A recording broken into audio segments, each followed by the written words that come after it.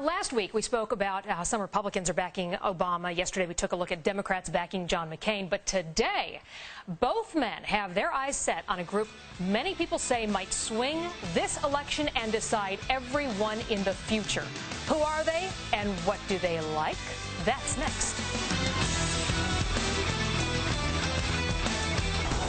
Latinos, more than 9 million of them are expected to vote in November. Political insiders say this could be the most important group in determining the election outcome, and each census shows the Latino population swelling. They are looked at as the most important minority group to woo. But it is a tricky mix. While Latinos tilt slightly to the Democrats, they often are more conservative on social issues.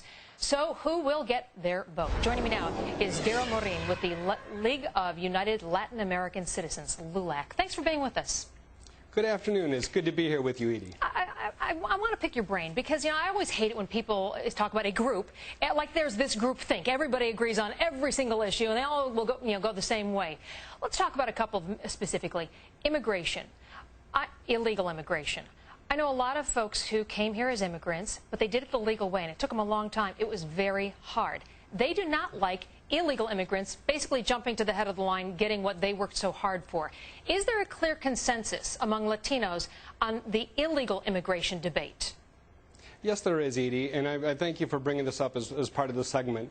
Actually, you'll find there's a lot of information floating out there. When you talk to most Latinos out there in the community, they'll tell you that we need three things out of immigration reform. Yes, we need to secure our borders. Everyone can agree on that.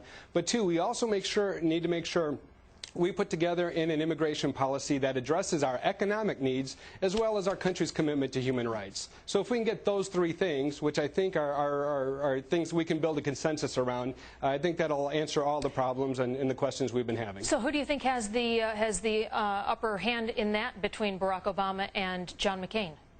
And that's the interesting dichotomy here. And you hit the nail right on the head earlier. You have here Senator Barack Obama, which Hispanics historically have been leaning towards Democratic over the years.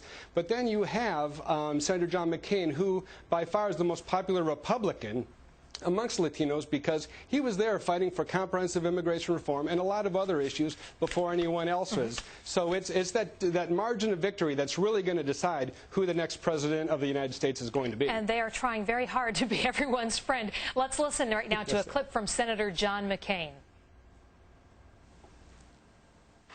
I represent the great state of Arizona, where Spanish was spoken before English was. And where the character and prosperity of our state owes a great deal to the many Arizonans of Hispanic descent who live there. And we also have a little clip from Barack Obama as well. Let's listen to that. Now comes the time to vote.